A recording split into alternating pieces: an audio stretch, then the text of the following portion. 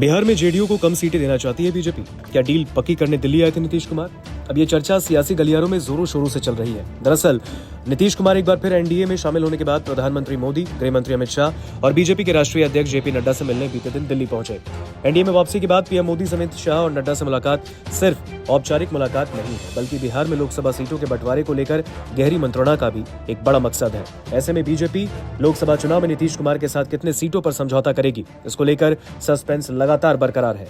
कहा जा रहा है कि एनडीए के बिहार के छोटे दलों में लोजपा रामविलास, पारस गुट, हिंदुस्तानी आवाम मोर्चा सहित उपेंद्र कुशवाहा की पार्टी भी नीतीश कुमार के एनडीए में आने के बाद लोकसभा चुनाव में आवंटित होने वाली सीटों की तादाद को लेकर गंभीर पशुपेश में है। साल 2017 में नीतीश कुमार जब एनडीए में आए तब बराबर सीटों पर चुनाव लड़ने को लेकर भाजपा और जेडीयू में रजामंदी पहले ही तय हो गई, लेकिन इस बार मामला थोड़ा जुदा है। कहा जा रहा है कि बीजेपी इस बार जेडीयू को लोकसभा चुनाव में कम सीटें देने को लेकर दबाव बना रही है, लेकिन नीतीश कुमार हर हाल में अपनी 16 सीट पर जीते हुए सांसदों को चुनाव लड़वाने को लेकर डटे हैं। जाहिर है इसी बात को सुनिश्चित करने के लिए नीतीश कुमार बीजेपी के टॉप 3 नेताओं से मिलने दिल्ली पहुंचे। दरअसल नीतीश कुमार चाहते हैं कि बीजेपी जितनी सीटों पर लोकसभा चुनाव में अपना उम्मीदवार उतारेगी, उतनी ही सीटों पर जेडीयू का उम्मीदवार भी मैदान में हो। इसलिए नीतीश कुमार प्रधानमंत्री से औपचारिक मुलाकात के बहाने इस बात को लेकर भी बीजेपी के साथ पक्की डील तैयार कर लेना चाहते हैं। बीजेपी बिहार में गठबंधन धर्म का पालन करना चाहती है, इसलिए जीतन राम मांझी, चिराग पासवान, पशुपति पारस और उपेंद्र कुशवाहा की पार्टी को एनडीए में जोड़े रख उन्हें भी सीटें आवंटित करने के पक्ष में है।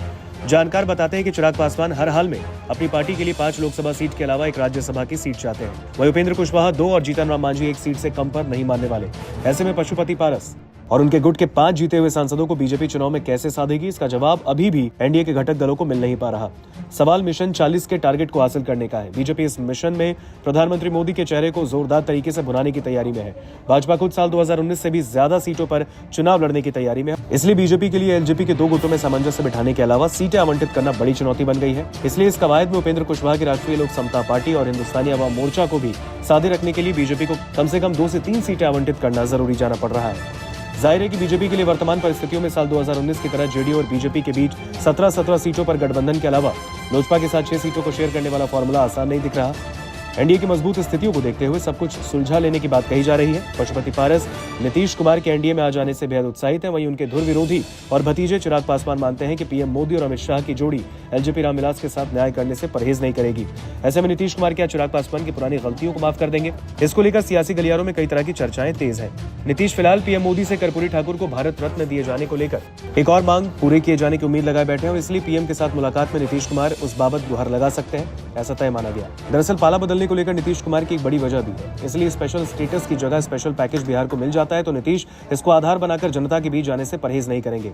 दरअसल जनता के बीच नीतीश ये कहना चाहते हैं कि बिहार के हित में उनके फैसले हमेशा से होते रहे, इसलिए केंद्र में पीएम मोदी की सरकार ने एक तरफ कर्पूरी ठाकुर को भारत रत्न से नवाजा, दूसरी ओर स्पेशल पैकेज से जो बिहार के पिछड़े समाज और बिहार के पिछड़ेपन को दूर करने के लिए निहायत ही जरूरी था। जाहिर है पीएम मोदी ने दोनों मांगे पूरी कर दी, इसलिए नीतीश अपने पाला बदलने को लेकर बिहार के हितों के साथ जोड़कर पेश करना चाह रहे हैं। यही वजह है कि स्पेशल पैकेज की मांग नीतीश कुमार पीएम मोदी की सरकार से आंध्र प्रदेश की तर्ज पर लगातार कर रहे हैं। नमस्कार, मैं हूं मानक गुप्ता।